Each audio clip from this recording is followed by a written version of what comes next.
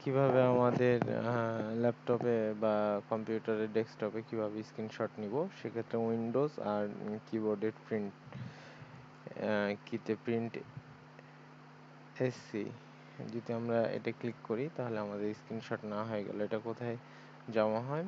এটা যে জমা হবে আপনার পিকচারে স্ক্রিনশট নামে, এই যে এখানে পেয়ে যাবেন। আপনি আরেকভাবে স্ক্রিনশট নিতে পারেন, সেটা হচ্ছে আপনি এখানে উইন্ডোজ 10 চালালে আপনি কোনাতেই পেয়ে যাবেন, কর্নারে। সেটা হচ্ছে স্ক্রিন শিপিং আছে, আপনি কতখানি স্ক্রিন নিতে চাচ্ছেন, এতখানি নিতে চাইলে এতখানি। এই এই যে সেভ হয়ে গেল আপনার এটা। আপনি এটা কাজ করতে পারবেন। এটা কোথায় সেভ করবেন? এই